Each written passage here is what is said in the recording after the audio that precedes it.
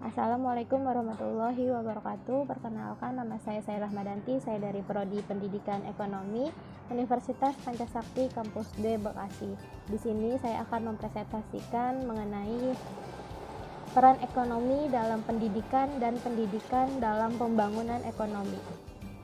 Pembangunan sektor pendidikan dengan manusia sebagai fokus intinya telah memberikan kontribusi langsung terhadap pertumbuhan ekonomi suatu negara melalui peningkatan keterampilan dan kemampuan produksi dari tenaga kerja. Pendidikan selain sebagai aspek konsumtif juga diyakini sebagai investasi modal manusia dan menjadi leading sektor atau salah satu sektor utama. Maka pemerintah harus komitmen terhadap anggaran pada sektor pendidikan tidak kalah dengan sektor lainnya, sehingga keberhasilan investasi dalam format intervensi ekonomi dukungan anggaran dalam pendidikan berkorelasi dengan kemajuan pembangunan makro. Peran ekonomi terhadap pendidikan salah satunya adalah pendidikan sebagai investasi dalam bentuk modal manusia adalah suatu komponen integral dari suatu upaya pembangunan. Pendidikan harus meliputi suatu spektrum yang luas dalam kehidupan masyarakat. Yang kedua, investasi dalam pendidikan merupakan penanaman modal dengan cara mengalokasikan biaya untuk penyelenggaraan pendidikan serta mengambil keuntungan dari sumber daya manusia yang dihasilkan melalui pendidikan, sehingga dihasilkan manusia-manusia yang mempunyai kemampuan dan keterampilan yang sangat diperlukan bagi perekonomian suatu negara untuk meningkatkan pendapatan individu dan pendapatan nasional. Maju mundurnya suatu lembaga pendidikan selain dipengaruhi oleh faktor ekonomi, juga faktor dedikasi, keahlian, dan keterampilan pengelolaan guru. Peranan ekonomi dalam pendidikan yang pertama, pemenuhan keperluan pendidikan seperti prasarana dan sarana, media, alat peraga, dan sebagainya. Yang kedua, membiayai semua pelengkapan gedung seperti air, listrik, telepon, membayar jasa dari segala kegiatan pendidikan. Yang ketiga, mengembangkan individu yang berperilaku ekonomi seperti belajar hidup hemat. Yang keempat, memenuhi kebutuhan dasar para personal pendidikan. Yang kelima, meningkatkan motivasi kerja, dan yang terakhir meningkatkan gairah kerja para personal pendidikan.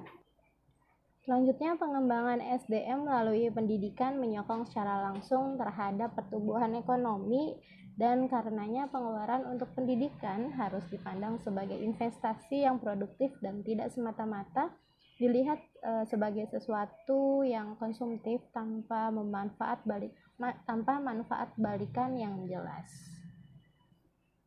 Selanjutnya, sistem pembangunan nasional. Di sini ada 3. Yang pertama itu perluasan dan pemerataan pendidikan. Yang kedua, mutu dan relevansi pendidikan. Dan yang terakhir adalah government dan akuntabilitas. Ketiga program tersebut merupakan upaya untuk pembangunan pendidikan secara merata untuk seluruh wilayah Indonesia, sehingga ketinggalan di bidang peningkatan mutu SDM bisa diminimalisir dan tidak tertinggal dengan kemajuan di antara negara-negara Asia Pasifik. Selanjutnya, peran pendidikan dalam pembangunan ekonomi. Yang pertama, pendidikan dan pembangunan atau pertumbuhan ekonomi. Intervensi pendidikan terhadap ekonomi merupakan upaya penyiapan pelaku-pelaku ekonomi dalam melaksanakan fungsi-fungsi produksi, distribusi, dan konsumsi. Intervensi terhadap fungsi produksi berupa penyediaan tenaga kerja untuk berbagai tingkatan, yaitu top, middle, dan low management. Yang kedua adalah ukuran-ukuran peranan kontribusi pendidikan dalam pembangunan ekonomi. Yang pertama adalah pendapatan per kapita. Yang kedua, perubahan peta tenaga kerjaan dari industri manual ke industri digital. Yang ketiga, konsumsi energi atau pemakaian barang berteknologi tinggi.